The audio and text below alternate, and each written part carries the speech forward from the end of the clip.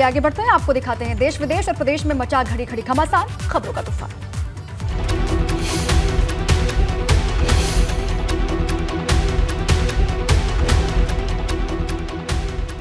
अब कानपुर के महराजपुर में इस घटना को देखिए। रात के समय गश्त कर रहे पुलिस वाले ने सोते हुए युवक के पास से मोबाइल चोरी कर लिया।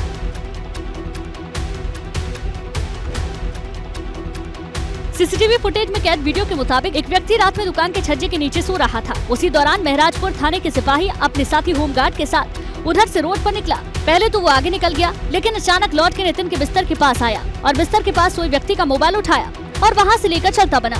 सिपाही का मोबाइल चोरी करने की ये पूरी घटना सीसीटीवी कैमरे में कैद हो गयी। मामले का संज्ञान लेकर पुलिस के अधिकारियों ने जाँच कराई तो आरोपी सिपाही चोरी करने का दोषी पाया गया।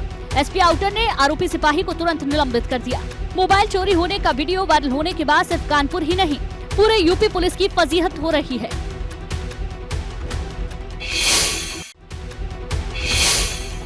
दिल्ली के दरियापुर गांव में किराने की दुकान के बाहर खड़े होकर हवाई फायरिंग करने का मामला सामने आया है।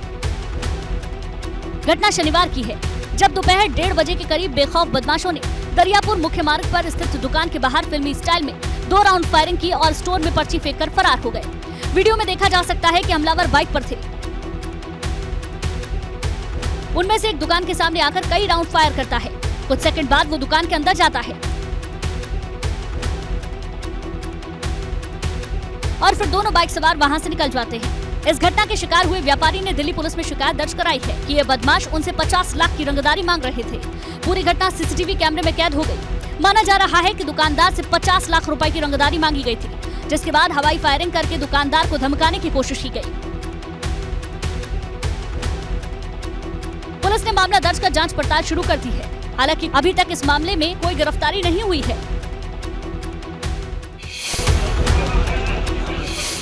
दिल्ली में आरजेडी की राष्ट्रीय कार्यकारिणी की बैठक के बाद आरजेडी के राष्ट्रीय महासचिव श्याम रजक बेहोश हो गए, जिन्हें पहले बिहार निवास ले जाया गया और वहां से अस्पताल में भर्ती कराया गया। इससे पहले आरजेडी के राष्ट्रीय अधिवेशन में भारी हंगामा हुआ।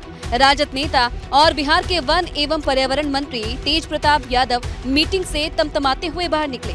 तेज प्रताप यादव ने श्याम रजक को आरएसएस का एजेंट बताया और आरोप लगाया कि श्याम रजक ने मेरी बहन को गाली दी है। साथ ही उन्होंने दावा किया कि उनके पास इसका ऑडियो भी है।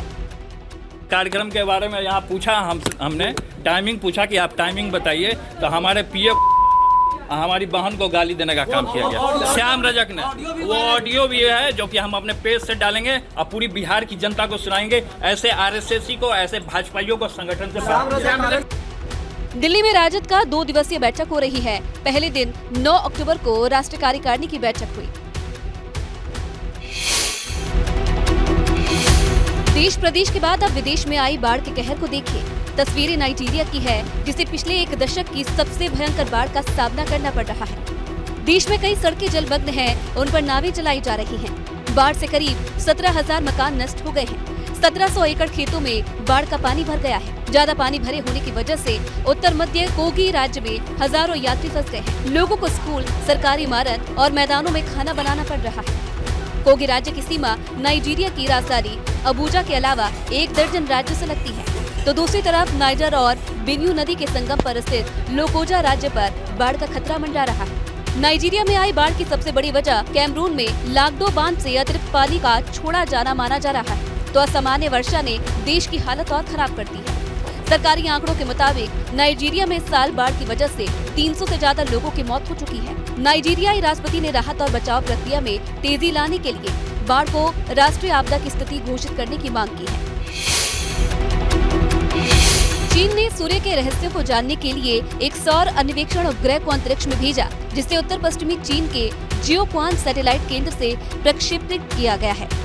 उन्नत अंतरिक्ष आधारित सौर वेधशाला ASOS को लॉन्ग मार्च 2D रॉकेट से चीन के समय अनुसार सुबह 7:43 पर लॉन्च किया गया, जिसने प्रक्षेपण के बाद ASON ने सफलतापूर्वक अपनी निर्धारित कक्षा में प्रवेश किया।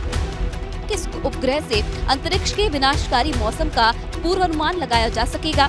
साथ ही ये उपग्रह सौर चुंबकीय क्षेत्र, सौर फ्लेयर्स और कोरोनल मास इजेक्शन पर अवलोकन करेगा। चीन ने दावा किया है कि उपग्रह प्रतिदिन लगभग 500 GB डेटा उत्पन्न करेगा, जो सभी दुनिया भर के उपयोगकर्ताओं के लिए उपलब्ध होगा।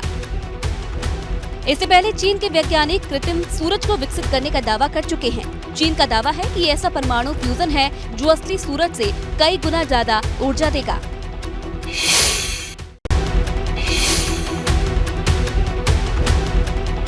ये सशक्त नारी शक्ति की भारत में हुंकार है। देश की सुरक्षा और आतंकवाद से नागरिकों की सुरक्षा का प्रण के लिए ये वीरांगनाएं पुरुषों के साथ कंधे से कंधा मिलाकर काम कर देश के लोगों के लिए सेवा कर रही हैं। 34 असम राइफल्स की ये सैनिक गांदरबल में सेना और आवाम की दूरी कम करने की पूरी कोशिश कर रही हैं। महिला सैनिक श्रीनगर लद्दाख हाईवे पर हर वाहन की तलाशी ले रही हैं, पहचान पत्र देख रही हैं, जिससे पता लगाया जा सके कि कहीं कोई हथियार ले जाने की कोशिश तो नहीं कर रहा। साथ ही असम राइफल्स की महिला टुकड़ी उन जंगलों में भी तलाशी ले रही है जहां आतंकियों के छिपे होने या उनके हथियार छिपाए जाने की आशंका हो।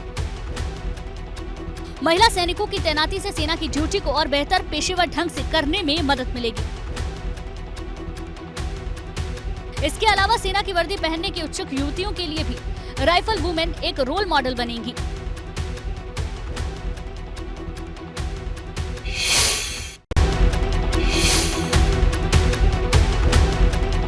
हांगकांग में एक अति दुर्लभ खूबसूरत हीरे की नीलामी की गई, जिसका रंग गुलाबी है।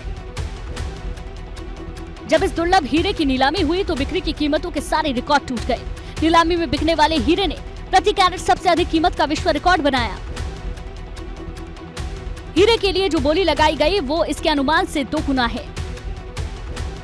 गुलाबी हीरा करीब 4 करोड़ 99 लाख डॉलर में बिका।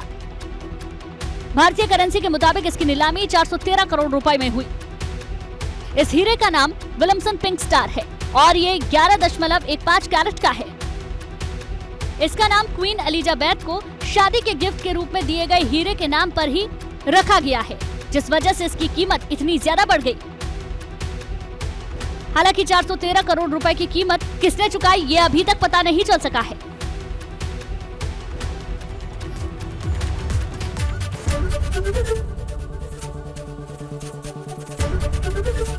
एबीपी गंगा, खबर आपकी, जुबान आपकी।